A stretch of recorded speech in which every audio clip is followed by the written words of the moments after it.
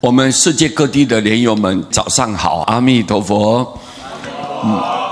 师父简单的给各位大家介绍这一张墨宝，这是我们净土中的大德，过去的大德他说的话，这些高僧大德都是有修有证，而且对于净土法门，就是念佛法门特别有心得的高僧大德，他们讲的话实在是太让我们敬佩了。他说不可论心之是非啦，不要去讨论了，他的心到底是对还是错，不要去讨论这个。为什么不去讨论？因为我们都要了解啊，心本来就善变的，知道吗？有时候今天起了一个善念，有时候明天又起了一个恶毒的念头，这个善恶夹杂呀，很难去掌控。因为我们人呢，没有那个定力，很容易受环境的诱惑。你喜欢，你觉得今天很开心很高兴，但是如果你对这个环境或者某一个人某一个事情突然间发生你不愉快的时候，你马上就怨恨报复，生气就愤怒了，人就是这样。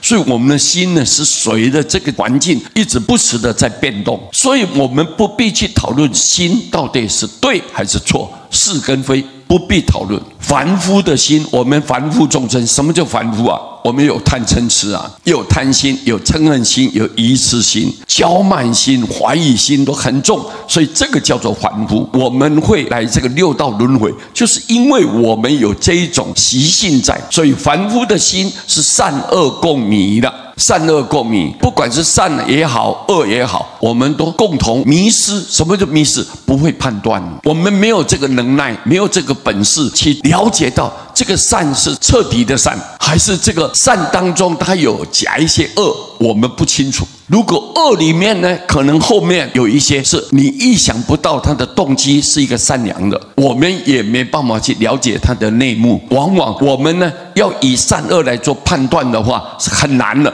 所以我们共同迷失了，知道吗？我们没有一种很高的智慧去判断这个是好的，这是对的，是纯善的或者纯恶的，我们没办法去判断。所以善恶共迷不可以作为出离之要道。你用你这个凡夫的心想要离开六道轮回，处理生死的烦恼，不要在娑婆世界受苦受难，没有办法，很难。你要用凡夫的心去做基础的话，是很困难的。所以不可作为出离之要道，唯称南无阿弥陀佛，你就单单称念南无阿弥陀佛。我已经跟各位介绍过了，南无就是我要仰仗，我要依靠啊。阿弥陀佛就是他的功德，我要仰仗他的功德，我要依赖他的功德，然后我就得往生，我一定往生，因为佛发的愿，他救度念佛的众生，我只要一念佛，佛就不舍弃我，永远都给我希望，永远给我安心，所以我就称念，你就有资格可以往生。佛没有其他附带的要求，单单你念佛，我就度你。所以如果你懂这个道理，念佛叫做安心法门。虽然我是一个恶毒的习性很重了，造罪造业的这种凡夫众生，但是我愿意相信，